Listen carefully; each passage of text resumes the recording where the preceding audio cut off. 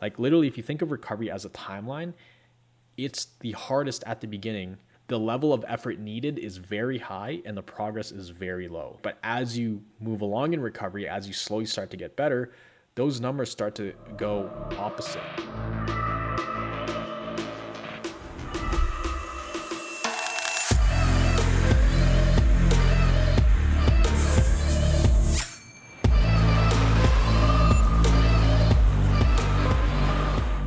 How's it going, Thrivers? Miguel here from CFS Recovery. The topic of this video is going to be how rebalancing your nervous system is like turning around a cruise ship. Now, I've made another video like this before where you can actually watch it up here, but I'm going to add a little twist to this, and shout out to Junior. He's in the Recovery Jumpstart program. He actually kind of broke down this idea on one of the calls, and it just made so much sense, so much so that I had to share this idea with you guys. Now, if you've watched a lot of my videos, then I talk about how CFS is just a hypersensitive nervous system. And there's many videos that I put out. I think the main one that you should watch if you haven't already is this really long video that I put up here. It breaks everything down, breaks down the science of what's going on, how to recover, the different steps. So click on that video up here if you want to learn that, if you haven't already.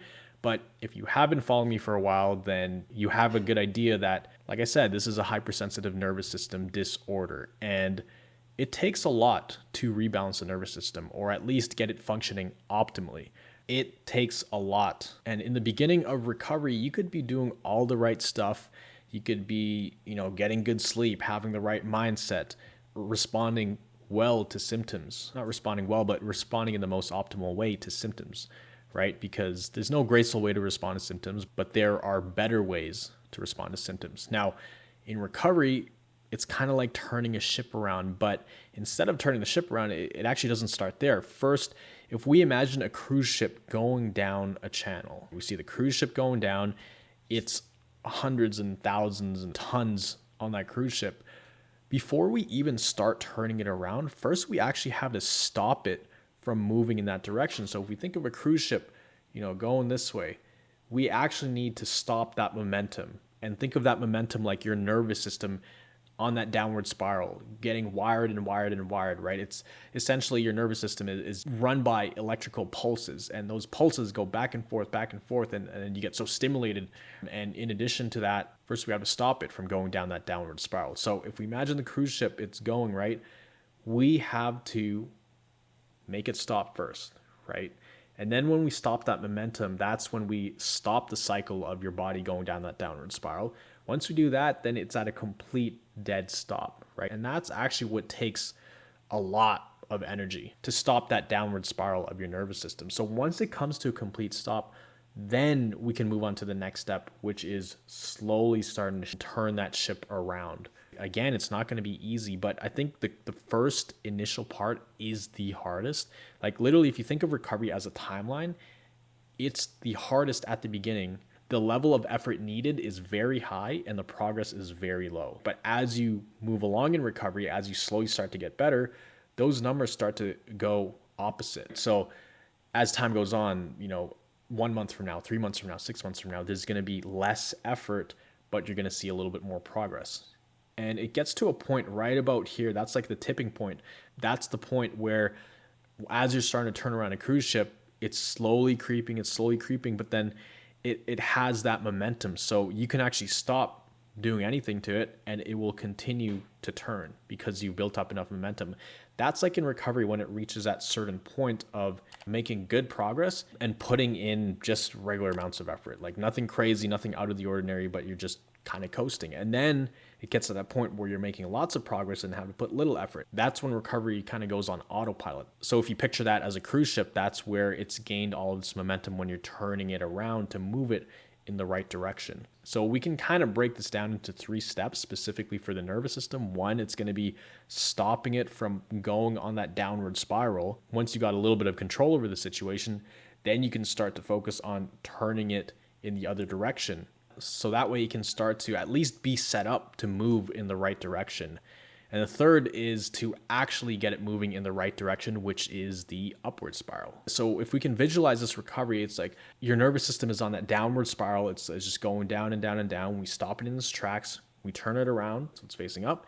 And then we kind of give it a push to go on that upward spiral. And there's a really good book called The Upward Spiral, which it's like this. I've actually mentioned this a few times on the channel. If you wanted to listen to this on audible.com, I have a link down below. It is an affiliate link, so I make some commission if you do decide to download this book. But you can get a free 1-month trial listening to this. I think it's an amazing book. And if you interchange every time they reference depression in this book with CFS, it sounds very, very similar because it's a similar mechanism. A lot of the CFS actually happens in the brain. You know, it's hypersensitive nervous system. As long as other issues checked out and you've done your due diligence and you've crossed off other potential illnesses as being a possibility, then you can be pretty confident that this is a hypersensitive nervous system issue. But The Upward Spiral is a really good book. Highly recommend it. Think of your nervous system as going on a downward spiral. That's why a lot of people continue to get worse and worse and worse. Even though they're not doing much, you could actually be doing less, you know, staying home, leaving work, or maybe you're even spending a lot of weeks just in bed, but you might feel like you're just on that downward spiral. And that's because the nervous system, it's stuck in this chronic loop of being in fight or flight mode. And a lot of the anxiety that we have can feed into that. So that's the downward spiral.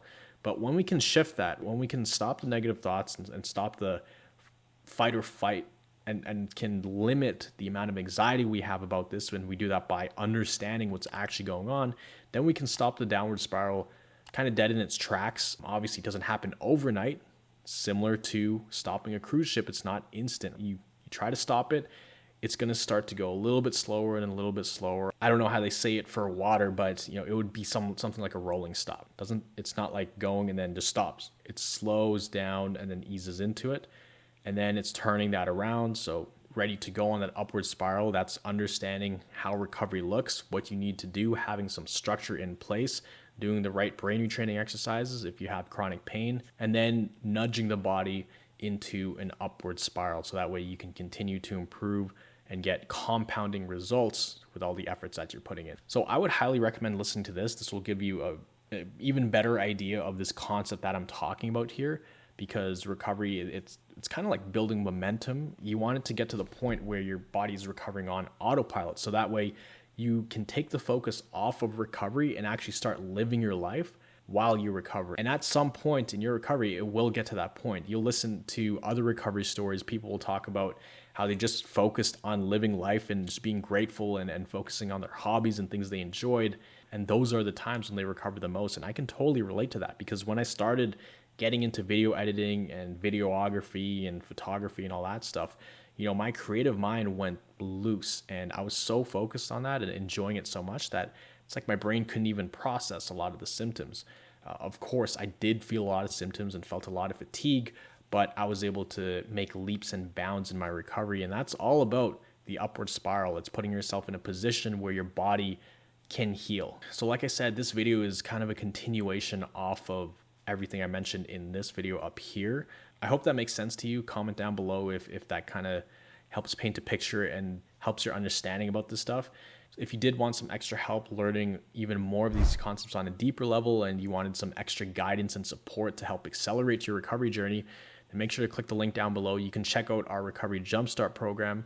It's by application only. So I want to make sure you're the right fit for the program and the program is the right fit for you. But if you are a good fit, then I would love to help you on your journey and help you pretty much get from where you are now to where you want to go a lot faster than if you were to do it by yourself. So if you enjoyed this video, if you got some value out of it, make sure to hit that like button, comment down below, and make sure to subscribe.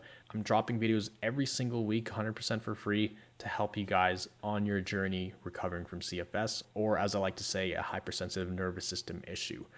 Remember, you are just one mind shift away from living a life with thriving health. I'll see you in the next video.